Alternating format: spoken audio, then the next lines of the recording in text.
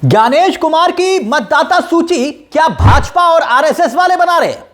राहुल गांधी के अध्यक्ष ने जब सबके नाम लाकर रख दिए, डीएम साहब माफी मांगने लगे, गलती मान ली। बहुत हैरान करने वाली खबर है ये। नमस्कार, मैं हूं आपके साथ तिलक चावला। सवाल खड़े हो रहे हैं, विपक्ष ने सवाल खड़े किए। जानते हैं क्यों? क्योंकि अब तक ज्ञानेश कुमार का एसआईआर सिर्फ आरोपों के घेरे में था, लेकिन पहली बार ऐसा हुआ है कि एसआईआर को लेकर रंगे हाथ पकड़े गए। मतदाता सूची में कौन लोग शामिल थे? मतदाता सूची बनाने वाले जानते हैं आप? कल्पना कीजिए, टीचर होंगे, आंगनबाड़ी के कार्यकर्ता होंगे, सरकारी कर्मचारी होंगे। यहीं तक सोच सकते हैं ना आप? नहीं, ज्ञानेश कुमार जी की मतदाता सूची भाजपा और आरएसएस वाले बना रहे हैं। आरएसएस और भाजपा वाले बना रहे हैं। यकीन नहीं होता तो देखिए, सीधा यह खबर आपकी स्क्रीन पर है। एमपी दतिया में बीजेपी आरएसएस से जुड़े लोगों को बनाया गया एसआईआर असिस्टेंट, कलेक्टर ने मानी गलती। दूसरी हेडलाइन देखिए, DM says mistake after name link to BJP RSS appoint as a BLO assistant in Madhya Pradesh. DM ने गलती मानी है। सब सामने आ गया। बीजेपी और आरएसएस के लोग अपॉइंट किए गए थे बीएलओ असिस्टेंट के रूप में, वो भी मध्य प्रदेश के भीतर। चलिए अब जरा देखिए जीतू पटवारी का ये ट्वीट आपकी स्क्रीन पर है। देखते जाइए, बैक टू बैक कई हैरान करने वाले वाक्य सामने आएंगे। प्रदेश अध्यक्ष कांग्रेस के जीतू पटवारी ने क्या ट्वीट किया, देखिए। चुनाव आयोग के बाद अब प्रशासन भी सत्ता में संगठन की खुली कठपुतली की तरह नाचता दिखाई दे रहा है। दतिया कलेक्टर ने एसआईआर के नाम पर बीएलओ के सहयोगी बनकर जो आधिकारिक आदेश जारी किया है, उसमें पूर्व मंडल अध्यक्ष सहित कई भाजपा पदाधिकारियों की नियुक्ति सत्ता के दबाव में की। सबसे बेहूदी मिसाल भाजपा सरकार एसआईआर को संवैधानिक प्रक्रिया बताती है। आगे लिखा है, लेकिन असलियत यह है कि हर संवैधानिक व्यवस्था को भी भाजपा का एजेंट लागू करने का साधन बना दिया गया है। एसआईआर को भाजपा के रंगे में रंगने के लिए यह कोशिश लोकतंत्र का अपमान है। भाजपा की इस चाल को कांग्रेस कामयाब नहीं होने देगी। यह लिखा हुआ है कि हम प्रत्येक मतदाता के अधिकारों को संरक्षण देने के लिए सजग हैं। यानी कि यह पूरी लिस्ट तैयार हो रही थी और उसमें बीजेपी और आरएसएस के लोग। अब जरा सूची देखिए, जल्दी से सूची देखिए। मैं आपकी स्क्रीन पर वो सूची लाना चाहूंगा। देखिए, ध्यान से देखिएगा। इस सूची के नीचे लाल रंग का आपको निशान दिखाई दे रहा होगा, तीर की तरह।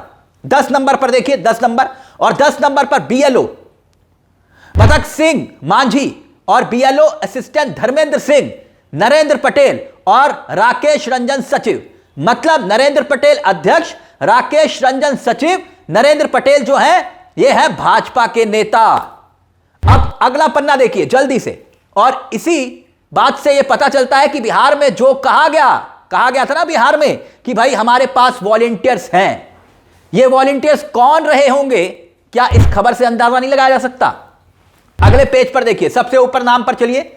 सबसे ऊपर नाम आपको अगले पेज पर दिखाई दे रहा होगा, मनीष मिश्रा, अध्यक्ष बड़ोनी। उनके नीचे देखिए, श्री बॉबी राजा बुंदेला, सचिव।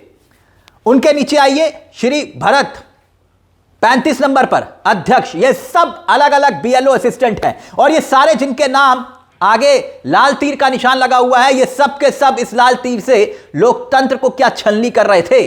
और जीतू पटवारी ने सबसे पहले ये पूरी की पूरी लिस्ट ट्वीट करके एक्सपोज कर दिया मामले को। और फिर डीएम साहब सामने आए।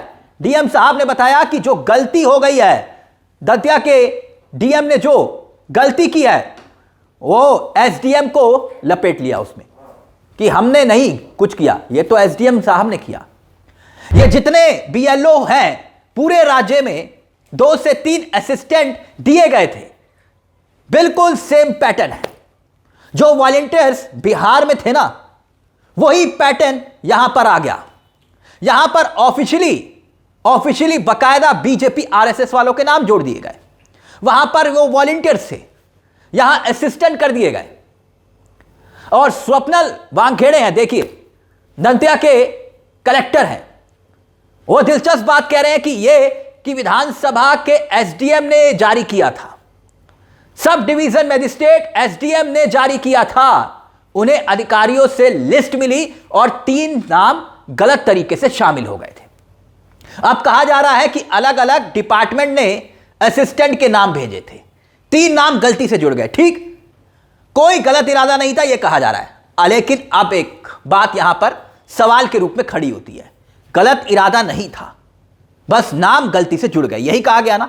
अब इस नाम में कोई कांग्रेस का जिला अध्यक्ष जुड़ा क्या, कांग्रेस का ब्लॉक अध्यक्ष जुड़ा क्या, गलती से ही। तो यहां गलती क्यों नहीं हुई? बीजेपी और आरएसएस वालों के नाम जोड़ दिए गए।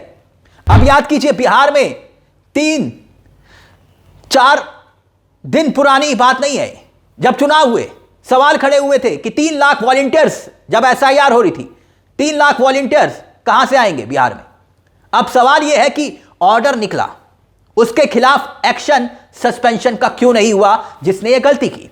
यदि सस्पेंड नहीं हुए तो इसका मतलब क्या होगा कि भाई साहब पकड़े गए तो जरा ध्यान रख लेना, यही बात हुई ना।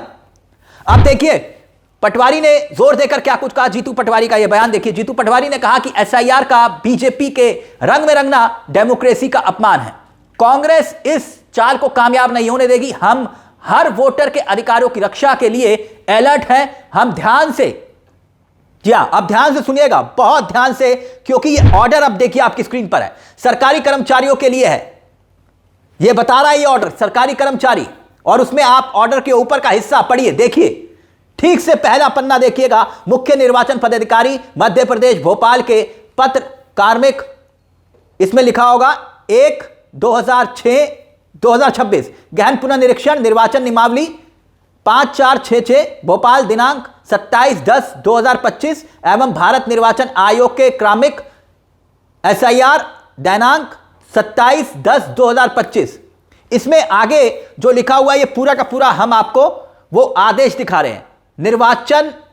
निर्वाचक नियमावली का गहन निरीक्षण 2003 के डाटा और 2025 नियमावली में सम्मिलित मतदाताओं के गणना पत्र को बीएलओ ऐप के माध्यम से डिजिटलाइजकरण किया जा रहा है, मतलब ऑनलाइन इसकी बात की जा रही है। और निम्नलिखित अधिकारी ऑब्लिक कर्मचारियों की duty BLO supervisor oblique BLO के सहयोग हेतु मतदान केंद्रों पर कार्य हेतु लगाई जाती है। यानी बिल्कुल स्पष्ट लिखा हुआ है, क्या लिखा हुआ है, अधिकारी ऑब्लिक कर्मचारियों की ड्यूटी लगाई जाती है। अब सवाल यह है कि यह संघ के आरएसएस के कार्यकर्ता, भारतीय युवा जनता मोर्चा से जुड़े हुए नेता, यानी कि बीजेपी के भी नेता, यह कौन सा पद, सरकारी पद पर कार्यरत है, यह सरकारी कर्मचारी कैसे हुए? यह सरकारी कर्मचारी नहीं है तो इनका नाम कैसे जुड़ गया? हम ये सरकारी कर्मचारियों के लिए ड्यूटी थी, यही कहा गया ना, सरकारी कर्मचारियों के लिए ड्यूटी थी। अब सरकारी कर्मचारी थे क्या ये? तो आप खुद ही बताइए, ऐसे कैसे संभव हो सकता है कि लिस्ट में किसी को मालूम ही नहीं चला कि बीजेपी और आरएसएस के लोग आ गए और गलती से कोई कांग्रेस या विपक्ष की पार्टी का नेता नहीं आया? इस गंभीर मुद्दे को लेकर आपकी क्या राय है? इसलिए यह खबर हम आपके सामने लेकर आए, क्योंकि सवाल खड़े हो रहे हैं कि ज्ञानेश कुमार की मतदाता सूची अब क्या भाजपा और आरएसएस वाले जो बना रहे हैं उसका भांडाफोड़ हो गया? क्या यह खबर इसी बात का तस्दीक करती है? इस मुद्दे को लेकर अपनी राय हमें कमेंट बॉक्स में जरूर दीजिएगा। मुझे तिलक चावला को दीजिए इजाजत, एक छोटी सी दरख्वास्त, चैनल को सब्सक्राइब जरूर कर लीजिएगा। यह मंच आपका है जहां हम सिर्फ खबर नहीं दिखाते बल्कि खबर के पीछे की खबर भी बताते हैं। नमस्कार, जय हिंद, जय भारत।